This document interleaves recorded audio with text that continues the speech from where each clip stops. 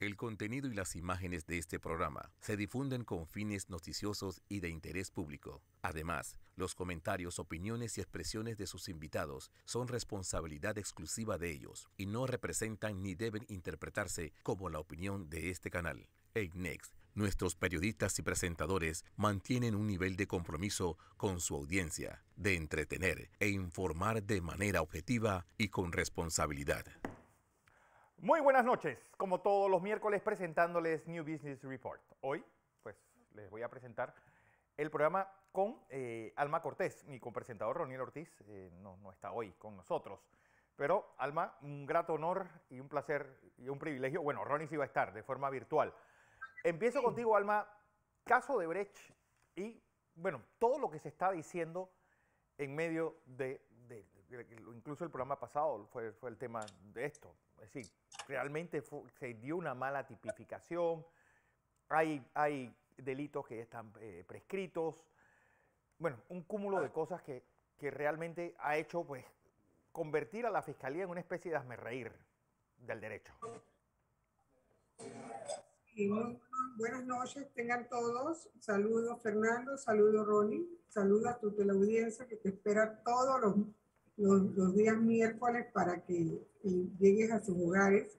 Mira, sí, nosotros hemos estado haciendo un análisis, incluso te comento que en la Facultad de Derecho, donde doy clase en la Universidad de Panamá, esto se está haciendo un diagnóstico de esa audiencia, donde va a servir de guía para los estudiantes en materia de derecho procesal penal.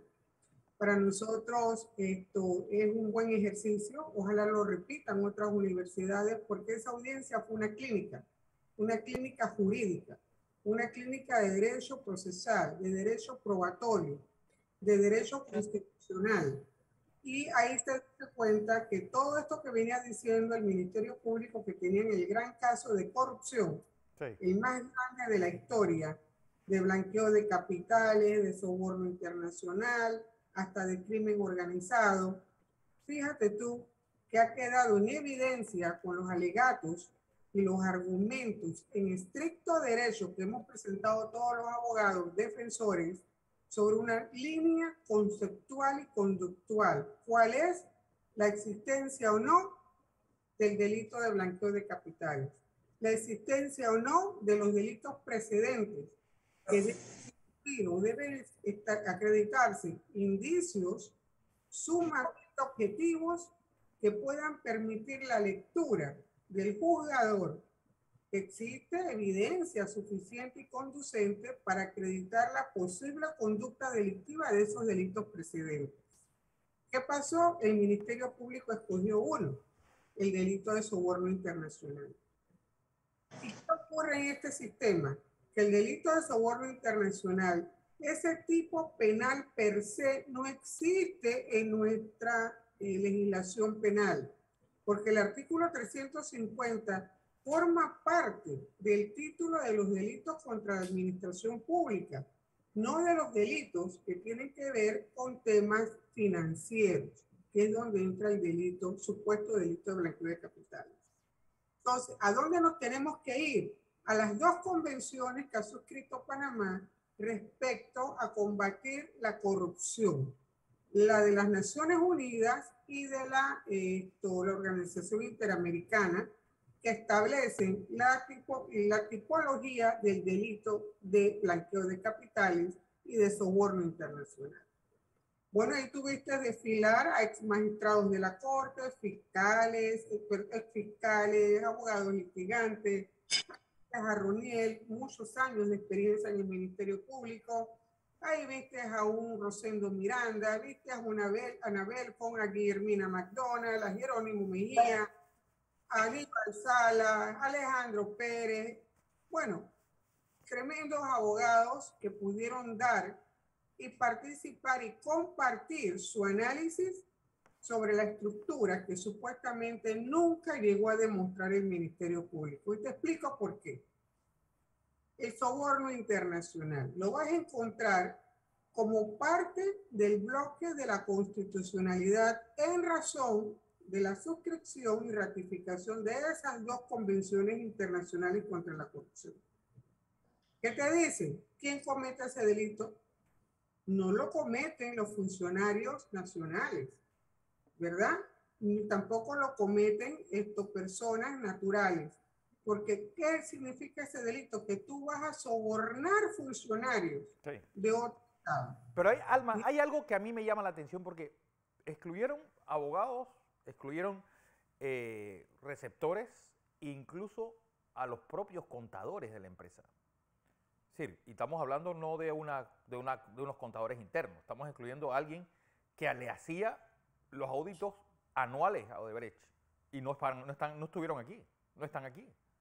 Bueno, esa es una de las cosas que siempre se debatió. Esto fue una audiencia del caso de Odebrecht sin Odebrecht, porque recuérdate que ellos hicieron entre todos más aproximadamente 20 convenios de colaboración en donde lograron escurrirse de este proceso, incluso hasta mintiendo, porque nos vamos a encontrar con un testigo protegido, que no es ningún testigo protegido, que contradice todo lo que dijo Andrés Ravelo y los otros colaboradores, que nunca mencionaron en ningún momento ninguna participación por parte de Ricardo Martinelli de que haya pedido algún tipo de soborno, coimas, para se les otorgaran contratos. Pero lo más grave de esto, ¿sabes qué es, Fernando? Y que lo escuche el país, que para que tú puedas acreditar blanqueo de capitales, tiene que hacerse una trazabilidad inversa. ¿Qué significa esto? La procedencia del dinero, si es lícita o no lo es.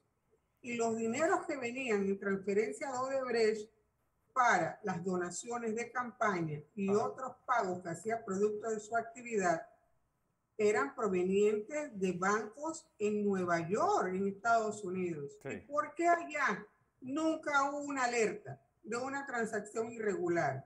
Entonces, yo lo pregunté en la audiencia al Ministerio Público. De la trazabilidad que ustedes dicen, que el dinero es ilícito, ¿existe algún tipo de documento que acredite alguna investigación de los bancos en Estados Unidos que la procedencia del dinero que ellos transferían a las cuentas de Odebrecht era ilícito? No. Igualmente establece el Manual de Investigación de Delitos contra Blanqueo de Capitales, y cité el libro del procurador Caraballo, y citamos las dos convenciones que te indiqué, que solamente los peritos idóneos que pueden hacer esos informes de trazabilidad son de la Unidad de Análisis Financiero o del Instituto de Medicina Legal. ¿Y tú sabes en qué se apoyó el Ministerio Público? En dos informes de dos policías. Que esa es otra. Pero esa es otra porque, por ejemplo, hubo un caso de enriquecimiento ilícito donde el juez dice, pues, algo más o menos, el fallo, que puede ser que haya existido, pero el problema es que se hizo todo mal en la Fiscalía. Y quien debe hacer estas investigaciones es la UAF, no una dirección de la DIJ que los han inventado sobre la marcha para crear, pues, que estos son policías metidos a contadores y no contadores, que debían ser los que hagan esto. Y lo más importante de esto, ¿sabes qué es?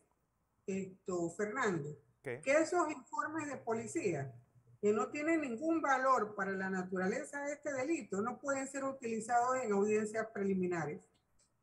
Entonces, ¿cómo quedamos? Claro. Esto ha sido una burla para el país. Una burla. Bueno, Roniel Ortiz está con nosotros, Alma, también. Ronnie, buenas noches. Oye, Fernando, mira, me gusta escuchar a Alma porque Alma es catedrática.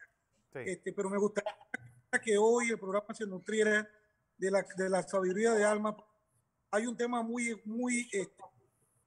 interesante que ella lo maneja muy bien, que es el tema electoral y las donaciones de campaña. Claro. Realmente, en vez de escucharme, a mí me gustaría más que se escuchara las explicaciones de Alma, porque son temas que yo, en lo que tengo de ser abogado, es la única abogada que sé que maneja ese tema de la forma como lo maneja. Alma. Ok, sí, en efecto.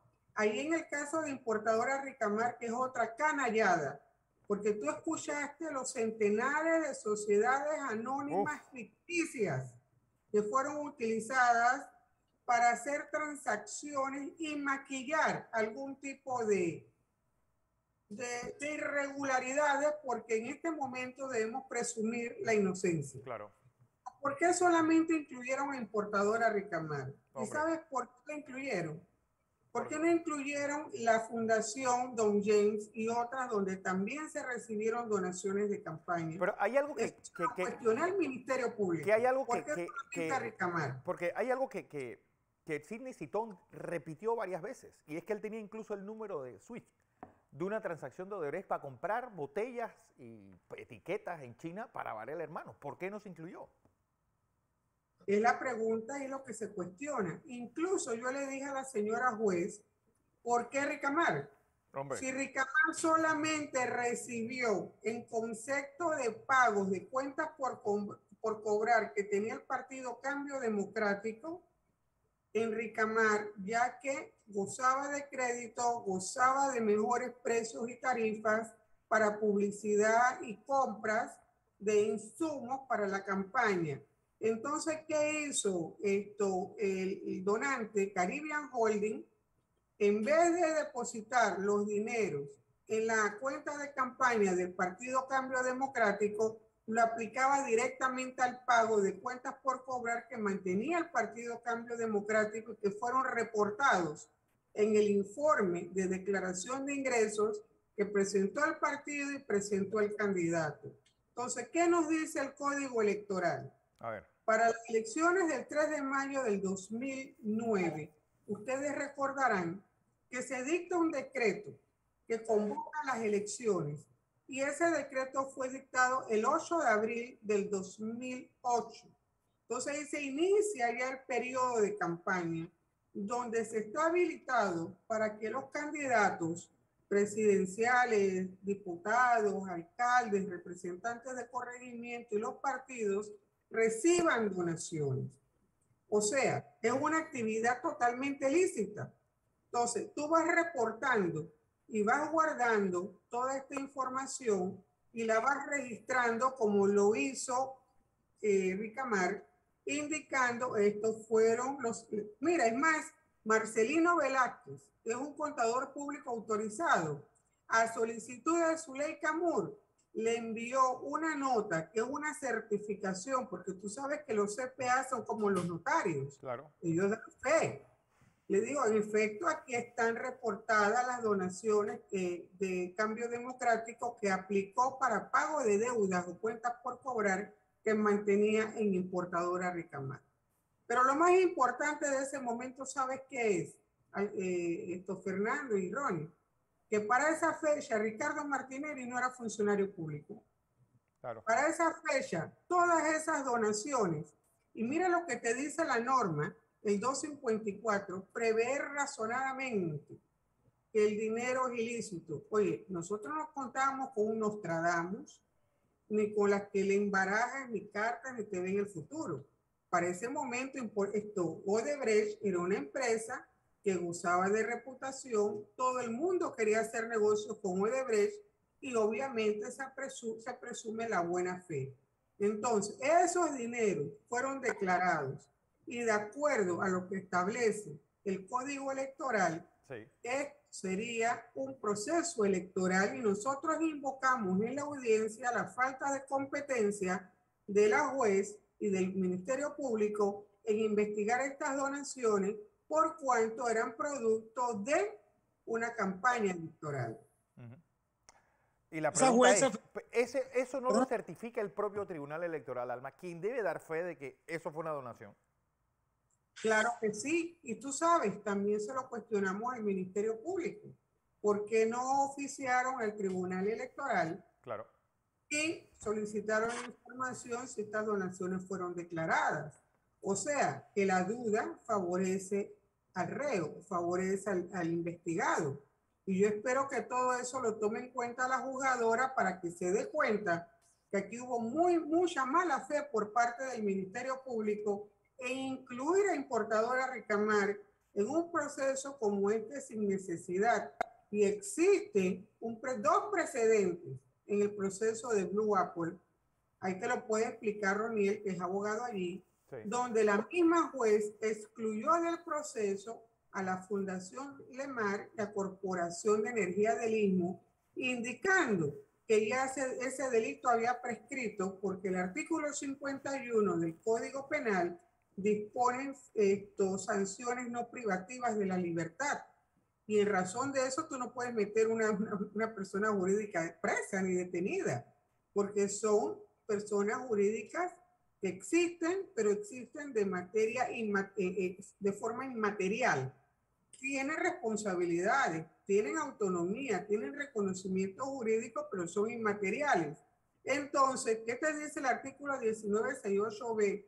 Concordante con el 116 numeral 2 del Código Procesal Penal, que la pena es de 3 años. Y eso se lo aplicó a Fundación Lemar, se lo aplicó a Seiza, y también se lo invoqué en mi oposición a la vista fiscal y lo reiteré en mis argumentos, que cumpliendo con la seguridad jurídica deben aplicarse el mismo criterio para importadora Ricamar.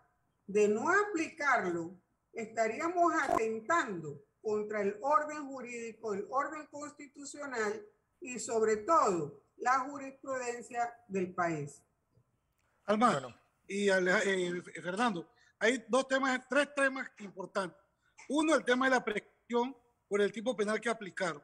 Dos, la especialidad de Ricardo Martinelli, que fue violada el 11 de junio del 2018. Y tres, que violaron también el tratado del Parlacén. Pero también eso, Alma, me gustaría que explicaras el tema de Rómulo Rux, al cual se le pidió el levantamiento del fuero, no lo levantaron y nunca hubo ningún tipo de acción ni ejercicio por parte ni de la Fiscalía ni de la jueza. Igual también pasó con el señor Stanley Mota, Miguel Heras y la sociedad que le depositó a José Porte, y lo dijo su abogada en la audiencia, 1 o 2 millones de dólares que aún estaban ahí. A ninguna de esas personas llamaron y me gustaría que ahondaran en ese tema, por favor. Bueno, sí, en efecto, así es, Roniel. La sociedad se llama Ayur y por solicitud de los donantes fue constituida en el extranjero.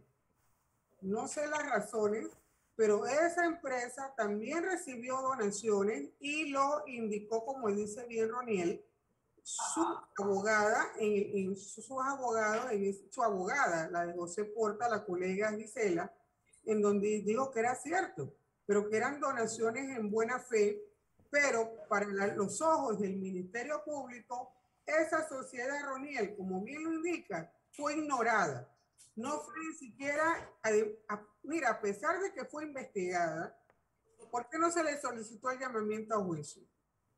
Si los indicios de su conducta al solicitarse crear esa sociedad en el extranjero y se recibieran las donaciones en el extranjero, ahí hay indicios que sí preocupan. Porque, ¿por qué la razón de desviar esos fondos en el extranjero y no depositarlos en la banca panameña? Claro. Además de eso, como dice Roniel, y tiene mucha razón, esos fondos, además de que fueron recibidos, fueron depositados, no fueron declarados en ese momento. ¿Qué pasa con Rómulo Rux? Y eso es bien interesante y te das cuenta de la selectividad. A él se le pide levantamiento de fuero para ser investigado en este caso de Odebrecht, porque ahí en el expediente está que Odebrecht le pagó tarjetas de crédito. Ahí está también el señor Juan Carlos Espinosa, su abogado y amigo, que también fue el que tramitó algunas cosas. ¿Qué dijo el Tribunal Electoral? Que no había suficientes elementos para levantar el fuero a Rómulo Rux. Mira tú, no se lo levantan, pero nunca más ni la Fiscalía ni la juez le solicitaron el levantamiento del fuero por segunda vez, a diferencia de Ricardo Martinelli, que sí se lo volvieron a solicitar, a pesar de que ya se les había negado. Buen punto, Roniel. Así que... Bueno, y entonces, Fernando, dímelo. Sí, porque estamos hablando también de la audiencia de Odebrecht, pero Alma, aprovechando que estás aquí, pues me gustaría hablar de temas políticos, en tu rol de secretaria general del partido Realizando Metas, y ahora pues todo lo que hay alrededor y esa nueva realidad política que hay con ese sobrecimiento o esa nulidad en la solicitud de expulsión de parte de Rómulo Rux y del Partido Cambio Democrático a sus 15 diputados. Bueno, mira, yo estuve conversando con algunos diputados y algunos colegas, Sí. muchos de ellos estudiosos del derecho electoral, y coincidimos en algo muy importante, que era tan evidente la violación del debido proceso cuando fueron interrogados tanto el fiscal del partido como el Tribunal de Honor y Disciplina, quienes indicaron, fíjate tú, yo lo vi tan fuera de orden, que él no pudo hacer algunas gestiones que le preguntaron los magistrados, porque dice que no tenía oficina, no tenía secretaria, no tenía los conocimientos, no tenía los asesores, y que armó ese expediente sobre la marcha, sobre lo que le pedía a Rómulo que hiciera, porque se le había metido entre ceja y ceja que tenía que sacar, expulsar a esos diputados en razón de que eran insistentes en que para el 15 de octubre de este año se le vence el término de los 5 años para los cuales fueron electos los convencionales y establece el Código Electoral en su parte sobre organizaciones políticas que deben ser escogidas o electas los reemplazos de esas autoridades que van saliendo antes de que se le venza su término, ya que deben ocupar ese cargo, inmediatamente salen los otros. Rómulo se ha resistido a hacer esa elección de convencionales porque no quiere hacer la elección de la nueva junta directiva que les tocaría el 21 de enero del próximo año. ¿Y cómo lo hace? Es decir, ¿cómo puede hacerlo? Porque él pretende hacerla en marzo, ya cuando se está mezclando primarias y se está mezclando, se puede decir que el proceso electoral en todo el sentido de la palabra. Hablan Mira, de que... hay una lectura que yo no sé si seré irresponsable en compartirla, pero sí estamos viendo que de acuerdo al nuevo código electoral, sí, si te lees el artículo 355 y concordantes, los partidos políticos con menos de 100,000 adherentes no están obligados a hacer primarias.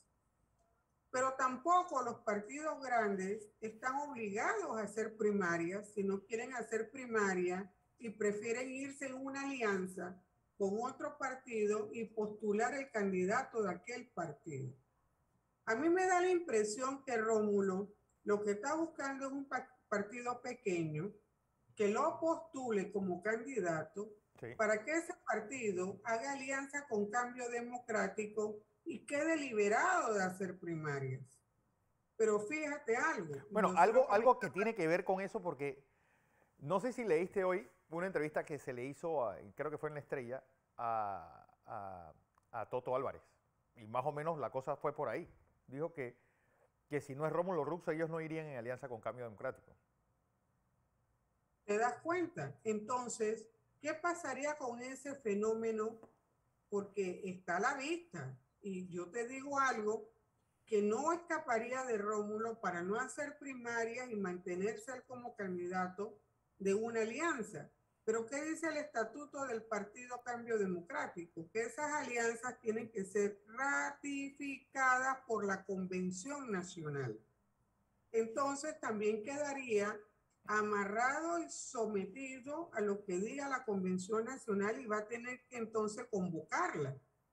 Aunado a eso, establece la citada norma que hay reservas para tú postular directamente o la junta directiva del partido sin ir a primarias, que es el ejercicio que se está observando, está haciendo él. Claro. Porque ya viste que le ofreció a este muchacho Eduardo Vázquez, un muchacho muy valioso, muy querido en Capira, y su mamá, Zulaide Vázquez, ella fue diputada, la postulación directa.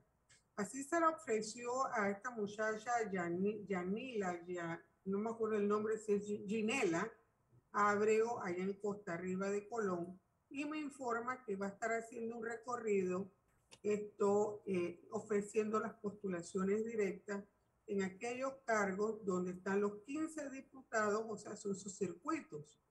Y eso le permite a él hacer una reserva hasta del 20% de dichos cargos, diputados, alcaldes, representantes de corregimiento. ya que si fuera candidato propio del partido a través de una primaria, tendría derecho hasta un 40% de esas reservas. Es decir, a él no le importa perder la próxima elección, sino que le importa es mantener el poder en el cambio democrático por ahora, porque es decir, no creo que este muchacho Vázquez, por más buena persona que sea y que su mamá sea una santa, sea más líder en Capira que lo que es Yanivel Ábrego y todos los representantes, que son 10 de 13, que son de Cambio Democrático. No creo que sea la persona, que no te acuerdas ni siquiera el nombre, sea mejor candidata que Nelson Jackson en Costa Arriba y Costa Abajo. Es decir, él está dispuesto a perder la elección con tal de no perder el partido. Entonces te das cuenta que es un hombre sumamente egoísta, egocéntrico, que él no le interesa con el país, no le interesa llevar una respuesta a los graves problemas que está viviendo la economía, la salud, la seguridad, el desempleo. Él no está pensando en el país, él está pensando precisamente en sus intereses personales. Claro. Y eso te dice y te dibuja qué clase de candidato sería Rómulo Rux para las próximas elecciones. Bueno, si es que lo logra hacer, cosa que sí, después de este revés, yo creo lo veo muy difícil. ¿Cómo puede hacer ese equilibrio para no perder el partido en los próximos 5 meses? Mira, mucha gente debe recomendarle a Rómulo que de verdad enfrente y compruebe su liderazgo si es que lo tienen las urnas, que vaya a las elecciones. ¿Cuál es el miedo? Señores, en la vida uno tiene que enfrentar los retos que se le presentan. Qué bueno, es que a este tipo le cayó del cielo todo. Si no fuera por el teléfono público del Renacer, yo creo que ya nos hubiéramos olvidado de él en las elecciones pasadas. Fíjate que Dios sabe por qué hace las cosas, porque con ese pensamiento y esos sentimientos que están aflorando ahora, mucha gente que no lo conocía ya lo está conociendo. No es una persona que te brinde algún grado de confianza, algún grado de, tú sabes qué, le voy a dar el voto, me parece que puede hacerlo bien. No, al contrario, está generando una inestabilidad en ese partido. Que Dios mío, la fuga de adherentes, gracias a la actividad de Yanivel Ábrego, de Ana Castañeda y todos los diputados, no se han ido de Cambio Democrático porque ellos se mantienen allí. Yo pienso que si Rómulo sigue con eso, va a quedar con un cascarón. Él y los 5 del Solar, porque él no tiene más nadie allí. Bueno, Alma, un placer haberte tenido hoy aquí, y Roniel Ortiz también, quien está pues, también de forma virtual. Quiero pues saludar a Analida Brin, como siempre, Erika Delgado, Vanessa Peralta, Waldina Peralta, Eric Ciel, bueno, y todo el equipo de Frente Empresarial RM, siempre están en sintonía. A todos gracias por su audiencia. Mañana los espero desde las 6 en punto de la mañana en la edición matutina de Next Noticias.